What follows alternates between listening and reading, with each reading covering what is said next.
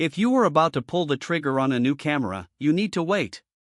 The leaks we've been waiting for just hit the wire, and the Canon EOS R7 Mark II isn't just a refresh, it's a total takeover. Welcome back to Tech Vibe, where today, we are exposing everything Canon didn't want you to see yet. The original EOS R7 was a massive disruptor when it first hit the scene. It brought professional-grade autofocus and incredible reach to a body that didn't require a second mortgage.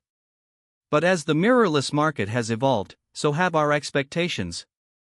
We are now in March 2026, and the industry is buzzing with the latest leaks, FCC registrations, and prototype sightings that confirm the successor is not just real, but imminent.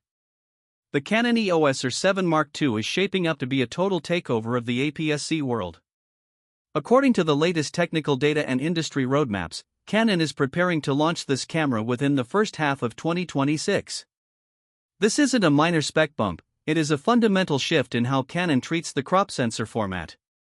For years, there was a feeling that the 7 series was being held back to protect the more expensive full-frame models. Those days are over.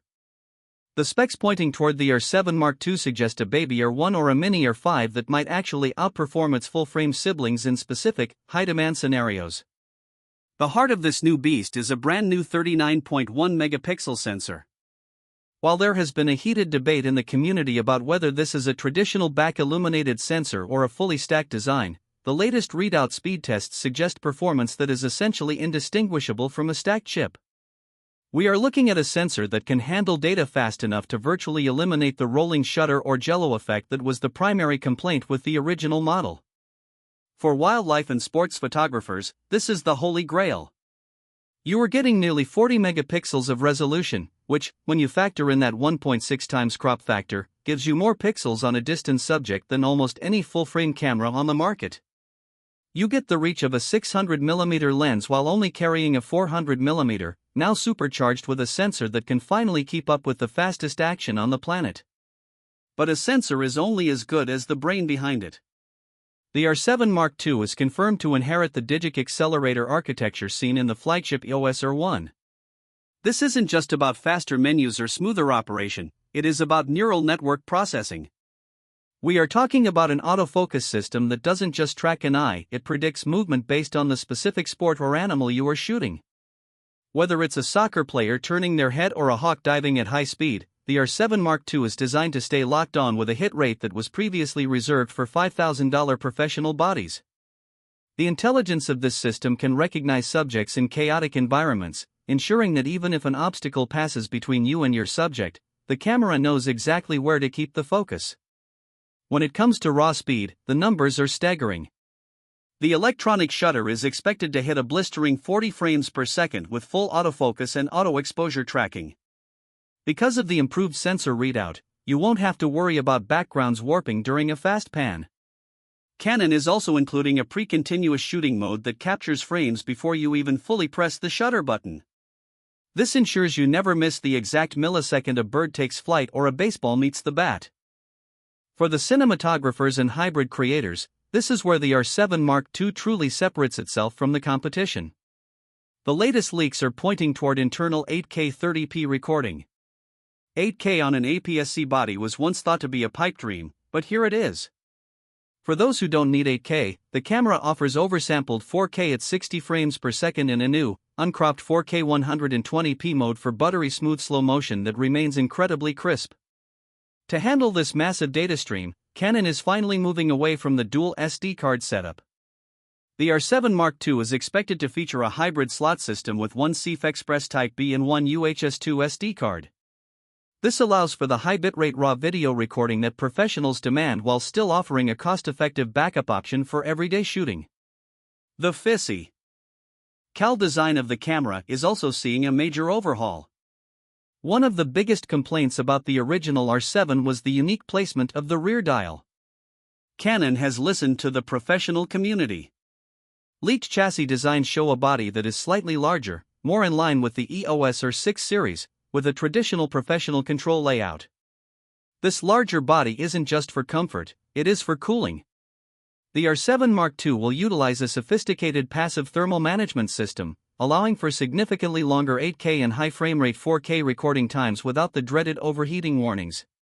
We also know from the latest FCC filings that the camera will use the LPE6P battery. This is the same high-output battery found in the R5 Mark II, providing the necessary voltage to drive that high-speed sensor and the 8K processing engine. The electronic viewfinder is getting the upgrade it deserves as well. The old, lower-resolution viewfinder is being swapped out for a 5.76 million OLED panel with a 120 Hz refresh rate. When you are tracking fast action, that level of clarity and lack of lag makes all the difference. Combined with an upgraded 8.5 stop in-body image stabilization system, you have a handheld powerhouse that rivals dedicated gimbal setups.